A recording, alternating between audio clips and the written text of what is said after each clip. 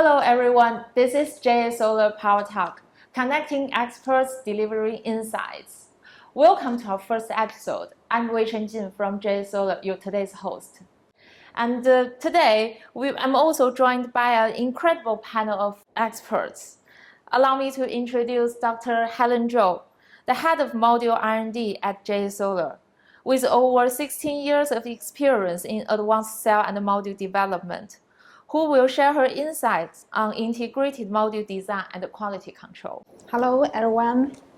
And Ms. Betty Zhu, the Vice President and co-founder of Jiangsu Worldlight New Material Co. Limited, who will discuss how innovative frame designs boost module performance under extreme weather. And Mr. Roger Miao, the General Manager of PV at TÜV NORD China, who will update us on cutting-edge certification and testing for module reliability. Hello. Welcome all. Before we dive into the discussion, let's see some data first.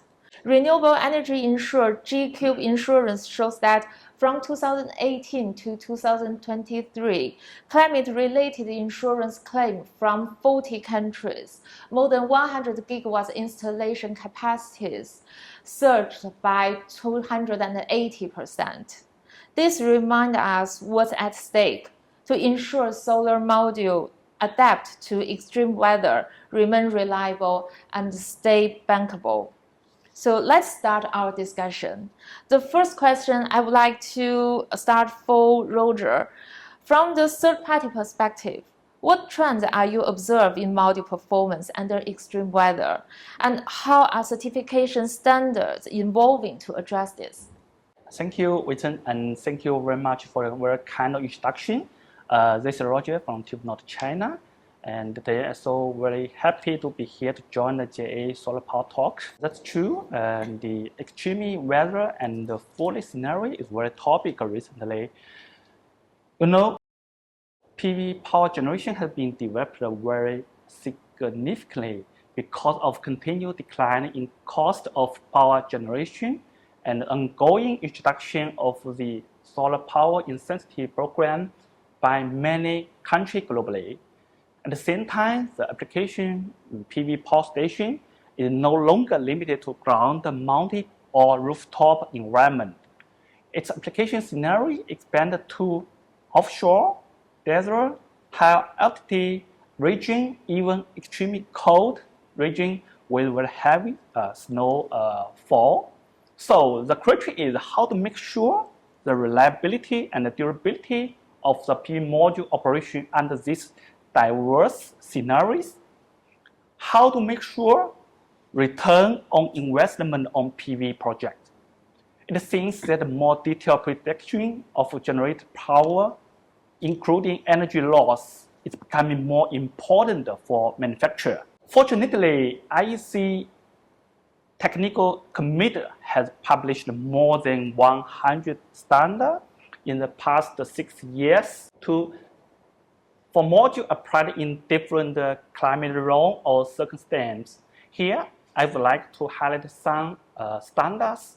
Firstly, IEC TS 63397 for increased hail resistance. As we all know, the hail test may cause invisible damage detectable by visual inspection, such as breakage happened in glass, and the invisible internal damage not detectable as well, such as micro crack happened in solar cell.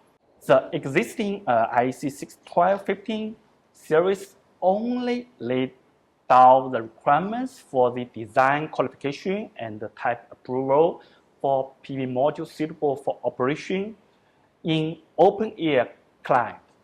However, it's not written the intent to detect long-term performance cost by hail not visible to the naked eyes, as I mentioned, micro crack in solar cell. So such defect can be evolved to crack by other mechanical or thermomechanical environment stress effects. Second, I want to say IEC TS 63126. In this standard defines the additional testing requirements for module applied under conditions needing higher module temperature, which are beyond the existing IEC 61215, IEC 1730, even related component standards. For example, when the PV module operation in desert region where the environment temperature may exceed 50 degrees and the module working temperature exceeds 70 degrees. So usually during the thermal cycling test in our lab, the applied temperature will increase from 50 degrees to 95 degrees, even to 105 degrees if necessary. So the same to the UV agent testing or hotspot testing. So this is a two case just for our industry reference. Thank you, Roger. Thank you to bring us the impact on modules from the extreme weathers. So the next question goes to Helen. As head of module R&D, what are the top challenges in designing modules to endure extreme weathers, as exactly what Roger mentioned? Okay, thanks, Wei-Chen. I'm Helen Zhou from JA Solar. Actually, it is a very good question. You know, just as Roger said, the different application scenarios lead to us also a lot of difficulties in the module design. So I think there are two big challenges facing in front of us. So the first one, we need to find the difference between the standard module and the scenario-based modules. So for us, we will have a detailed investigation on the application scenarios and try to figure out what other requirements are needed to support the real application. So, for example, for the module being installed in the desert, we figure out 4 key factors need to be well consent. The first one is the module parts need to have good sand resistance. And the second one, we need to concern about the high temperature difference in the sand area. And the third one is the high irradiation, which may result in larger power loss. The last one, dust accumulation, is very important, which may cause a lot of shading and hot spot. Also, it will lead to the allergy loss. So for us, based on these considerations, we update the module parts to be more resistant to the sand abrasion. We upgrade the material performance, such as glass, frame, backsheet, junction box, and so on. So this is essential to us because we need to maintain the module performance to be almost the same as the initial, even after several years working outside. And also, we introduced the self-clean anti-reflection coating instead of the traditional one to support less dust accumulation on the module surface. And also, we enhance the module's temperature resistance by lowering the thermal stress during module fabrication. And also, we try a lot to optimize the temperature coefficients to achieve a higher performance ratio. So this is one challenge on the module side. And another challenge is highly related on the third-party certificates. Because to develop a module product, we need to find a proper evaluation system. Just as Roger said, many IEC standards are single-factor tests, which are mainly applicable for the standard module. Also, as the progress of the PV application, our IEC committee members worked hard try to update the new IEC standards. But I think it's not enough. And it's normal because the standard will always lag behind the TV, the industry development. So for us to ensure a fast and reliable product development, we must create a faster evaluation system before, and we want to build a close relationship between the lab testing data and the real application. It is a very challenging work. We need to work together with our third-party certifications and our suppliers, both together with our material and equipment suppliers. So we also need to design a lot of experiments and collect enough data and work together with our partners to try to make it to industry recognized one. Yeah, so it is very important for us. And except for that, we need to keep eyes on the update of the testing standards, so we can quickly integrate them into our internal evaluation system.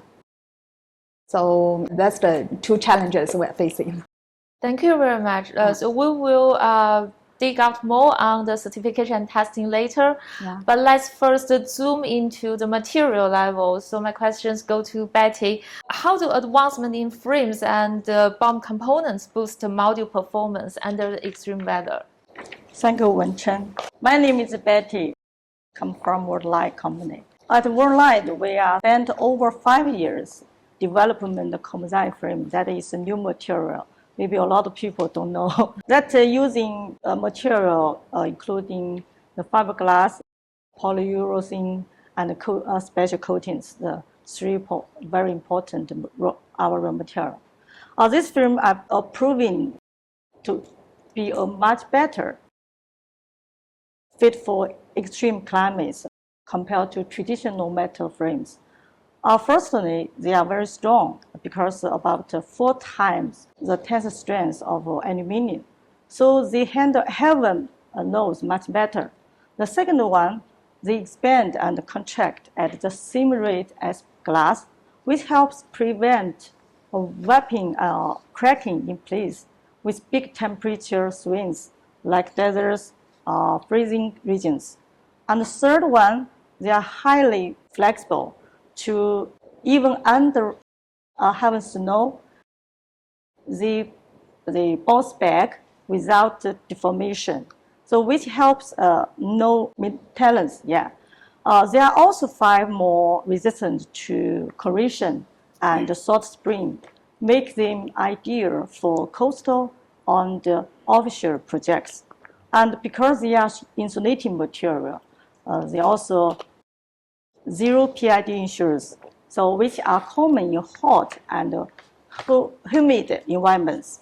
So all in all, improvement in frames and BOM components, which make a difference in help solar module factories the perform well, better and last longer, even in the toughest conditions. Yeah. Thank you.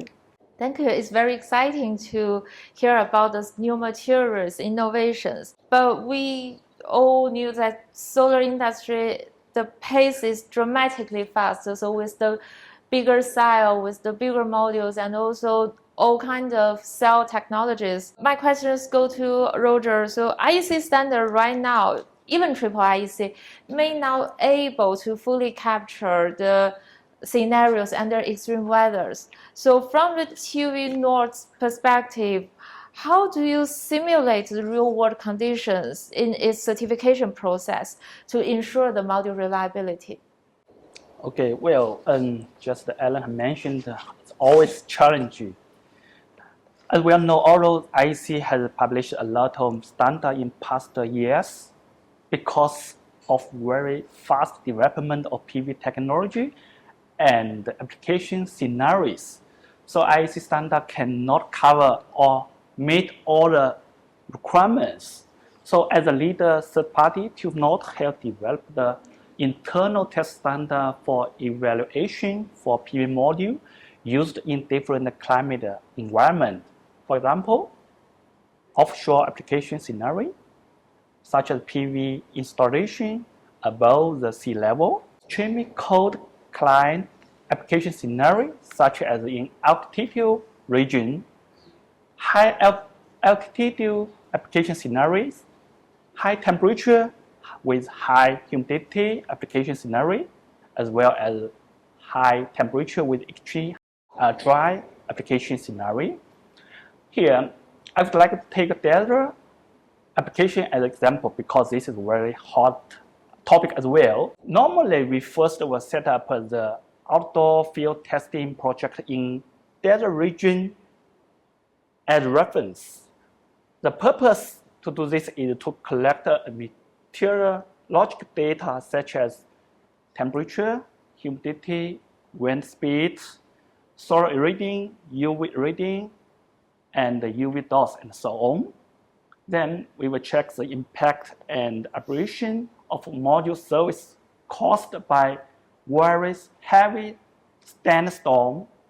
So this also includes conduction of a rigorous sandstorm test to evaluate the solar cell glass surveys. As well, we will try to use wind tunnel test and finite element analysis to assess the structural reliability of the PV module and array installation.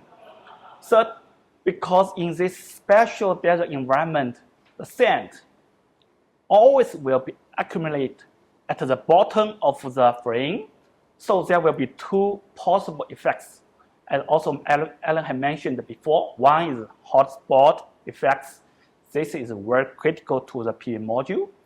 Another is uneven load generated in module.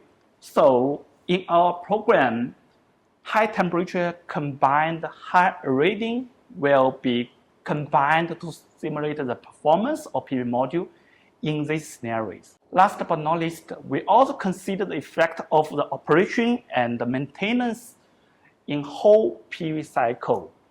Try to evaluate the power loss may caused by automatic cleaning robot. So finally, I want to say, despite the numerous standards already published by IEC, however, there is a big gap existing between the standard development and the diverse application scenarios. TÜV NORD also is happy and willing to collaboration with manufacturers such with JA Solar, Worldlight to narrow this gap. Thank you. Thank you, Roger. So if I represent our friends online, we will say we love robust testing. Some of them already being applied to some of the emerging scenarios as desert or offshore. But also, as a customers, we also want affordability or want a cheaper module. So this is the question to Helen and Betty. So with today's extreme low market price on module, are there any trade-offs between the module quality, frame strength, and cost? And how do you balance your priorities? I think we may start from Helen first. Okay, actually, it is a realistic question. Yeah, you're right. PV industry exploring higher and higher module power, but lower and lower module cost. So this means we must make sure our solution is cost effective. We cannot sacrifice the cost too much, but just in pursuit of the performance. So in general, there are trade-offs. But above that, we think quality is the most important. Furthermore, we always believe that one product cannot be used for everything and everywhere. We have targeted products for different application scenarios with different price, quality, high price. Yeah. Thank you. So Betty, please. Yes, there are trade-offs offers, but no compromise in qualities, we think. We've chosen to solve them through long-term innovation and supply chain resilience. Over the past few years, the price of the aluminum frame has gone up to more than 15%, maybe more higher, I don't remember. Mainly because of the reason the electronic aluminum cost, under this pressure, all the persons make the pressure of the cost of the raw materials problems. So some manufacturers have cut cost by making thinner and lighter frames. So model factories also use this kind of frame, and the frame company, use the very poor quality product. So we've seen the consequences. Just last year, this very famous typhoon named Mo Xie in Hainan. Quite a few power stations were badly damaged. So in many cases, the poor quality of aluminum frames played a role. We have taken a different approach. As a global leader in composite frame manufacturer, we've stayed away from the price war and focused innovation instead. Moreover, we've fully localized our supply chain in China, so which gives us reliable access to raw materials. And as more and more customers adopt our solutions, so we are continuing to find meaningful ways to optimize both cost in both manufacturing and raw materials. Yeah. I think we all agree that the quality that's strong enough to tackle the extreme weathers need price. I think from the investor level, need to add in the meteorological data in previous that determine whether customized product is needed, and also putting that premium into the consideration of the very initial investment. Last questions to all our three guests. The solar has been driven by innovation since its inception. So looking ahead, what cutting-edge advancement in material R&D and testing should we expect to tackle the extreme weather challenges? And how can manufacturers, suppliers, and certifiers collaborate to drive this forward? I think we still start from Helen. Okay. Recently, we had made two groundbreaking innovations. First one involves replacing the conventional grid type backsheet structure on the existing TOPCon modules. We use a highly economical, high reflective material which significantly improve the module performance by kept module thickness to make them more consistent. So after this minor innovation, we found the module reliability increased a lot. We have about 2 watt efficiency power increase, and also we found the dam heat resistance, and also the module mechanical strengths are greatly increased. So it is a very normal, actually is a planned form, and to make our module become better and better. And another innovation is our recently launched, we call the gene strain technology, and we update the traditional interconnection method on the BC module, and this fundamentally reduce the a kind of environmental sensitive material. So after this technology innovation, we found the module performance and also the reliability increased a lot. Yeah, that's all. Thank you. And Betty, please. Innovation has always been at the heart of the solar industry. and it is especially critical as we face more extreme weather around the world. So looking ahead, we are planning to improve our structure to make them even more stronger. On the material side, we teamed up with BASF company, a global leader in polyurethane and coating, the two materials we bought from this company. So together we are working on next generation materials like that can handle even tougher conditions. So materials offer outstanding UV stability. So now it may be required 60. So maybe in the future we will make more and more. So maintaining durability under prolonged sun exposure. This is our purpose that in the future. Is no surface energy also prevents marine organisms from attaching, helping the frame stay clear before and the frame of biofunding over time. So we've been working with the third party and the module manufacturers as JA Solar to run 4 scenarios tested during the past 2 years. The scenarios include deserts, lake, offshores, and extreme cold. Yeah. Going forward, we are excited to keep working close with module manufacturers like JA Solar, maybe a lot of big customers, certifiers like UV, TÜV, and some under user or EPC partners.